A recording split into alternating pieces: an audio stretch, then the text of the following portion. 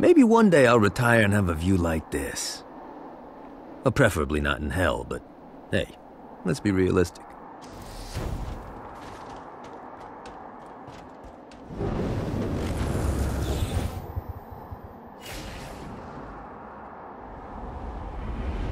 Yeah! I hope there's not something ridiculous like 100 of these to find.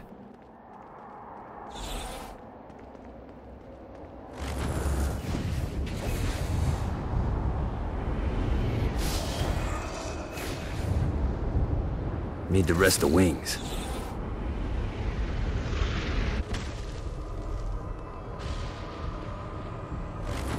Note to self. Find a way to control lightning.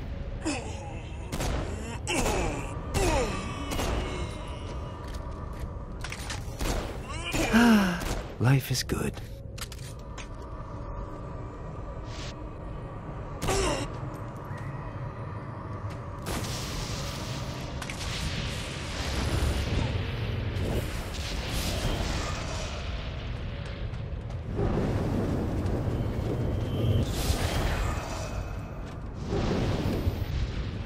Let's see what these things can do.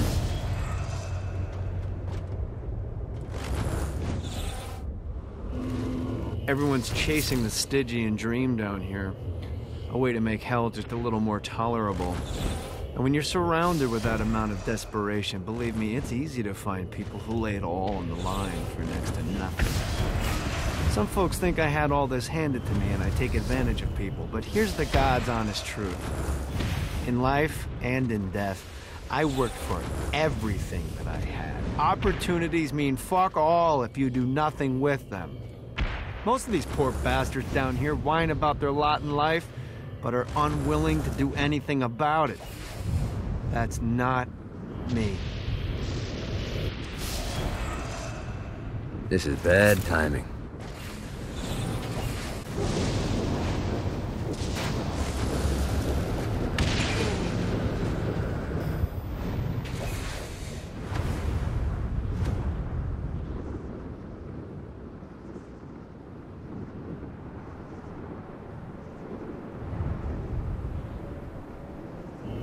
This is what I'm talking about.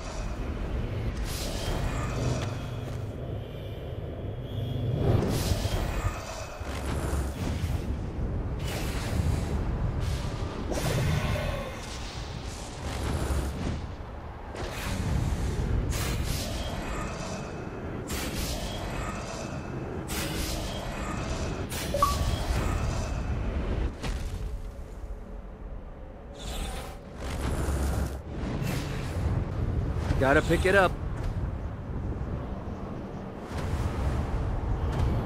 Gotta find more of these things.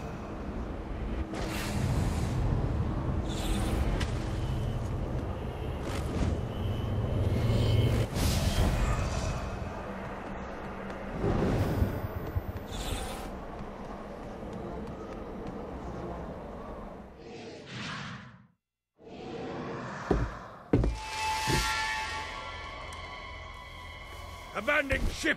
We've been boarded!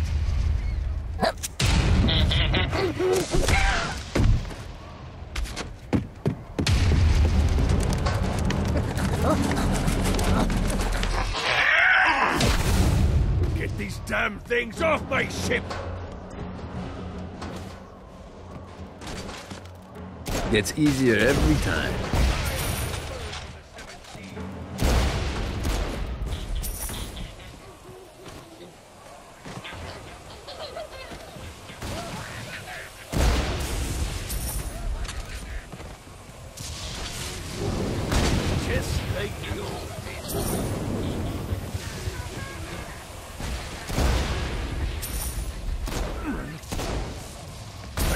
To you, good sir.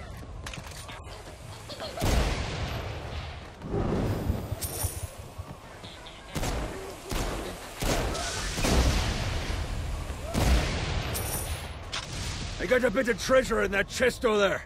The weapon you find inside may help with our little imp problem.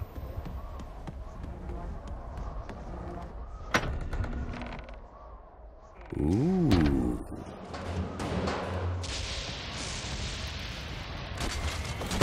Better run.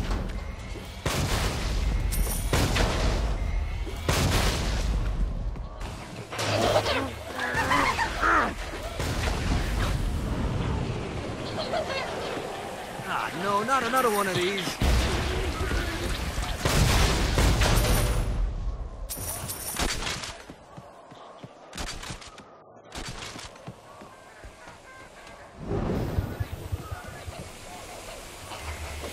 Summoned these imps to serve as my crew.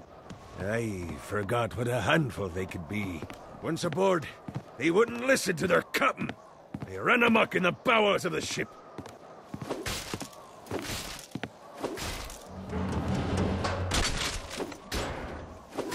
Fuck off me. Fighty little bastard.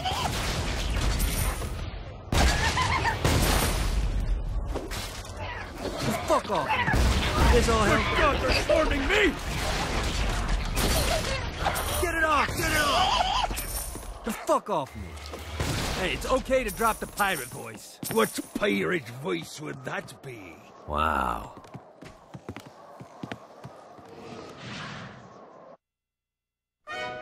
Zinyak's destruction of Earth had a profound impact on the afterlife. To heaven, it was a logistical nightmare.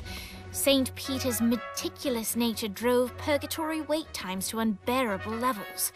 Meanwhile, in hell, where souls in pain were used as currency, it created a new era of prosperity for the wickedly enterprising. This economic boon resulted in the coffers of hell to be overflowing, which in turn piqued the interest of the most notorious man that sailed the seven seas. Long had Blackbeard been a thorn in Satan's side, robbing tax collectors on a semi-regular basis. But the promise of an immeasurable fortune drove him to be even bolder. An arrangement was reached.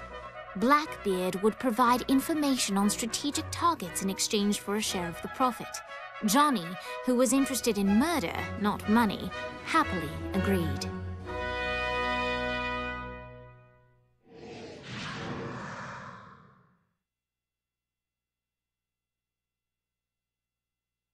I grant ye the ability to summon my crew whenever they're needed.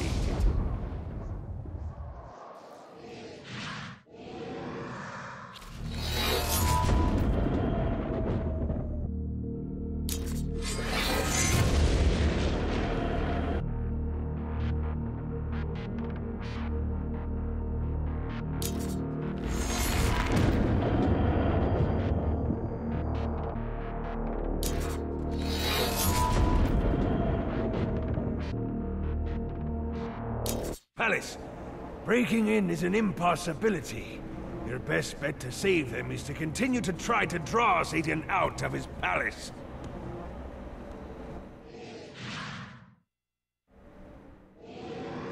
All right, matey. It's time for your lesson.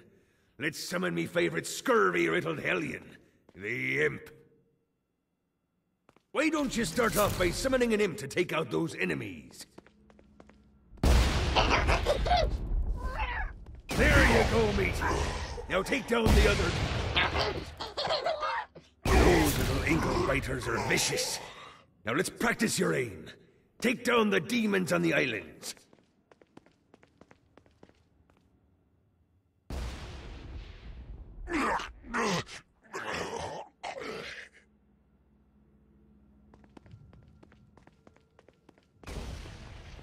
Few things are as rewarding as pressing someone into service, am I right?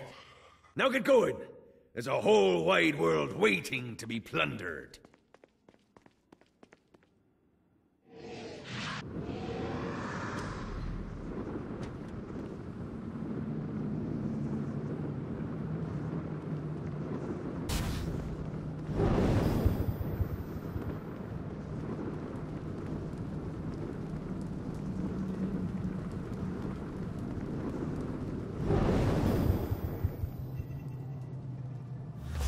Satan's always getting on my ass about throwing a Christmas party every year, but it's like, hey, big guy, I got a corporate culture to maintain.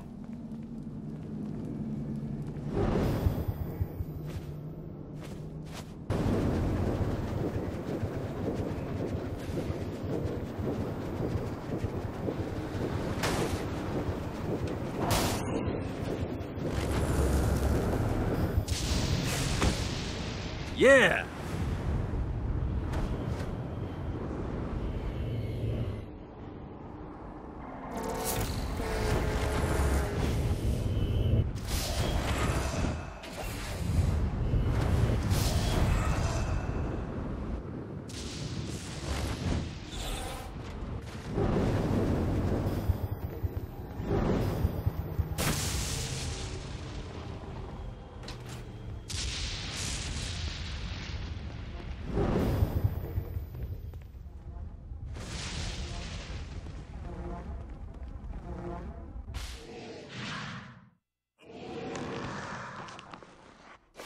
Lights up.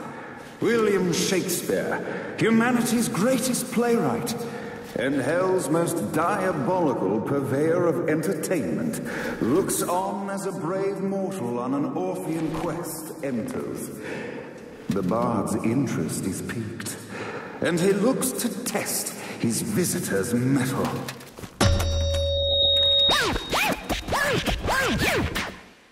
The masked tragedies were used to enemies cowering as they approached. But soon they realized that they faced a foe with courage and nobility, traits uncommon in the fires of perdition.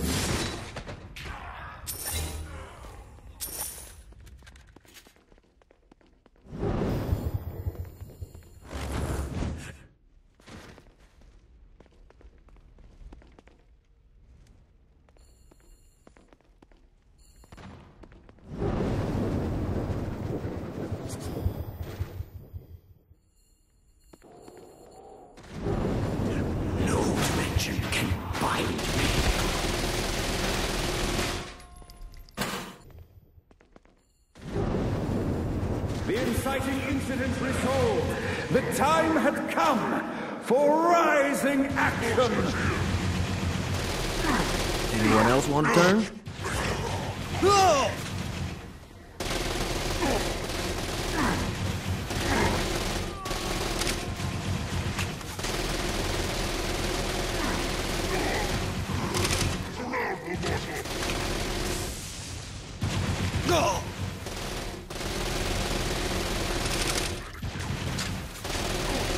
The battle raged on below, and as bullets and blood flew, the bard arched a curious eyebrow. Could this mortal be the exact thing that Shakespeare needed? I do Satan's bidding. Should've run. Your soul. This battle is far from over, mortal. Arise. And now, Act 3!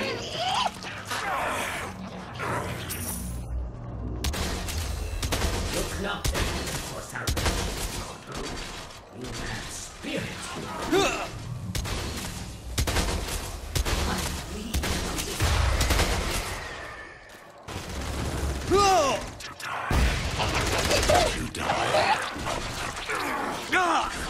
The conflict resolved. Shakespeare eagerly awaited meeting the champion that dispatched so many of his men.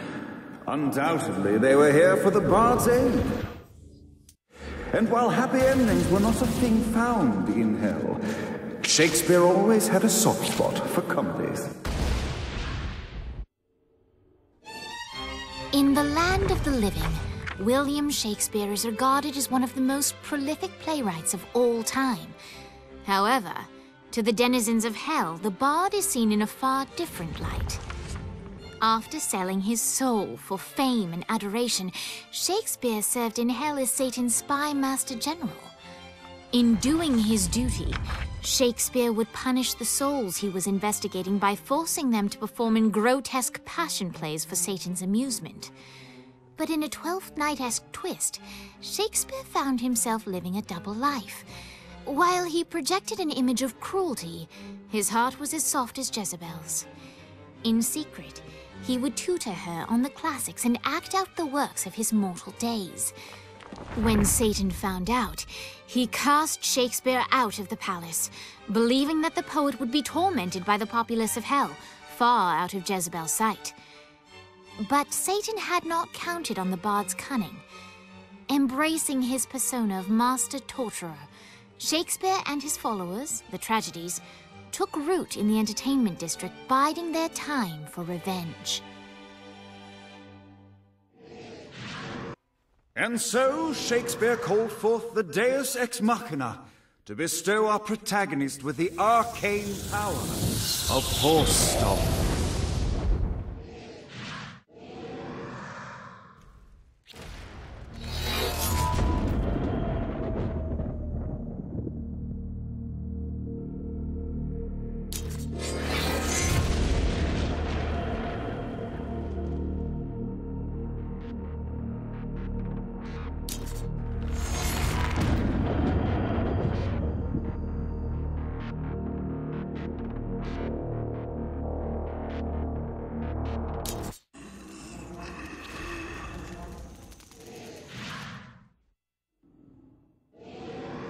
Lights up. The mortal stands in the training grounds, eager to try out his new Force Stomp power on the group of demons in front of them. Act 1, Scene 2, in which our protagonist kills more demons with Force. Act 2, in which our protagonist is greeted by foul imps. Another one of these. Act 3, in which our protagonist learns that Force Stomp even works on flying enemies, enabling them to remove a Dark Inciter's shield before shooting them to death with bullets. There is also a mistaken identity and love unrequited. The day is won, and the curtain closes on our noble hero.